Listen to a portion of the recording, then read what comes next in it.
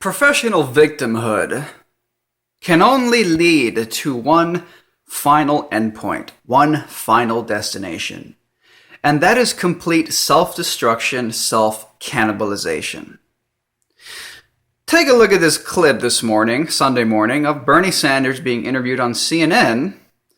Not even Bernie fucking Sanders is safe from being called and accused of sexism. Watch. Senator Sanders, I appreciate the tone that you bring to the presidential race, but I have to say, your rival, Secretary Clinton, is not bringing the same tone. She's basically calling you a sexist. I want you to take a listen to this. I've been told to stop, and I quote, shouting about gun violence. Well, first of all, I'm not shouting. It's just when women talk, some people think we're shouting. You're the one she's quoting, Senator Sanders. She is suggesting in public that you have a problem with women speaking out.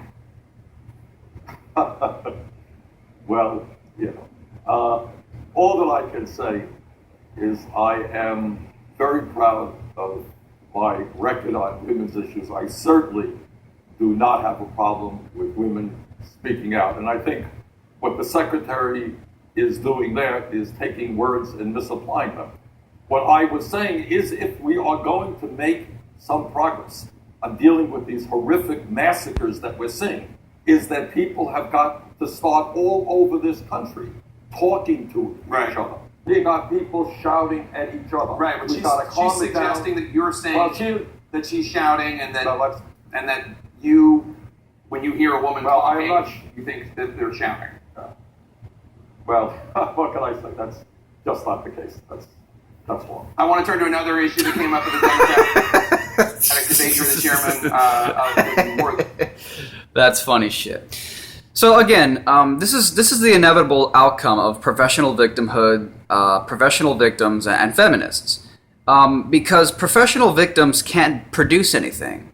When you believe that you're a victim, when you believe that you are inherently disadvantaged because the system is pitted against you, this naturally makes you pretty much handicapped. You can't do anything.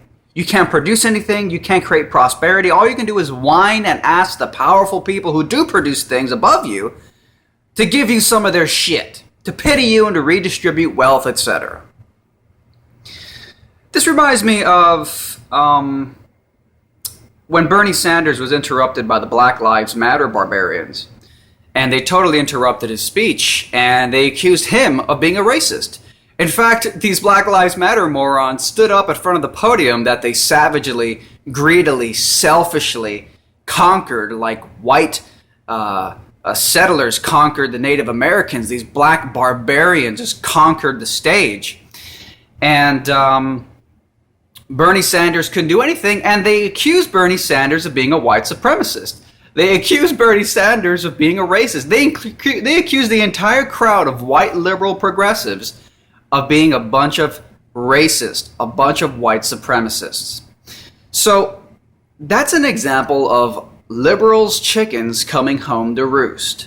When all you do is tell people that they're victims, when all you do is race bait and sexism bait and transgender phobia bait, when all you do is tell people they're victims and that anybody who has a different opinion must be an oppressor, then you've created a victimhood complex deep in the mind of these people.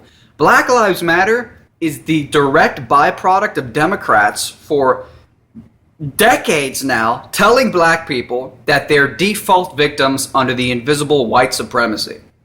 And when you tell people that, even if you get rid of the so-called oppression, even if you get rid of Jim Crow laws, even if you get rid of slavery, even if you apply affirmative action, it won't make a difference because the people have a victimhood mentality. They by default believe that they're disadvantaged. And you've crippled them, you've handicapped them. So no matter what you do, they're going to believe that the system is pitted against them. So when finally white supremacy really is gone, finally when Jim Crow laws are removed, finally when slavery is outlawed in the country, it doesn't matter because you've already given them a victimhood complex, which is exactly what liberal politicians want. That's why they call it the liberal plantation. They want their constituents, their political constituents, to believe they're victims, so they believe they need the Bernie Sanders or the Hillary Clintons of the world to come and save them. So it's sort of like a little rigged game where they create the problem. So it perpetuates their political careers. And that's what's happening here. Even Bernie Sanders isn't safe from being called the fucking sexist. All right, this is the most bleeding heart, limp-wristed panderer to women you could ever find. And even he is accused of being a sexist because that's all the liberals can do. And it's funny to see these fucks finally imploding. And you know what? People like Bernie Sanders, Hillary Clinton, they deserve every second of these chickens coming home to roost, because now they know what it feels like when they attack, a conservative or even a libertarian or an anarchist or anybody who simply points out facts with no racist intentions. Now they know. If I were to question the women's pay gap, somebody like Bernie Sanders would just flat out just call me a sexist. And really, that's what Hillary Clinton did. These labels, sexist, racist, transphobic, homophobic, these are all just tools of guilt, political weapons for political expediency. It has nothing to do with truth, has nothing to do with reality. They're just tools to guilt you into silence. This is why Donald Trump is A, so important, and B, so effective. You basically cannot guilt him. Just the other day, you guys may have seen my video, I was at a Trump rally, and some journalists tried to guilt me for calling these counter-protesters who interrupted Trump. They were Hispanic. I'm Hispanic, by the way.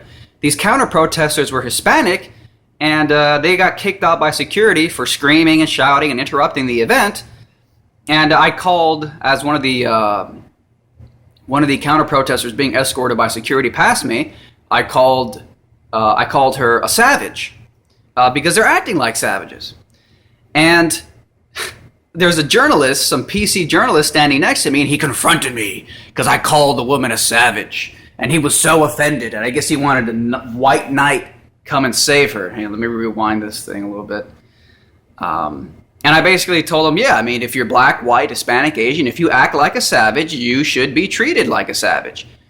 And he's like, well, what's so animalistic about their behavior? And I go, they interrupted a civilized speech. Then there was a brief moment of silence where he's like, well, that's a good point. He didn't say that, of course. And then what he did was he just asked for my name so he could take down my name and probably do a hit piece article on me. And then he just walked away. There's nothing they can do. All they have, all these weak fucks like Bernie Sanders, all these bleeding heart leftists, all they have is guilt. That's all they got. And if you don't let them guilt you, they have no control over you. So you have to be willing to be called a racist, because even Bernie Sanders is called a sexist by Hillary fucking Clinton. All right? That's all they do is guilt you. So now they know how it feels every time they go around calling other people sexist, homophobic, and racist, etc.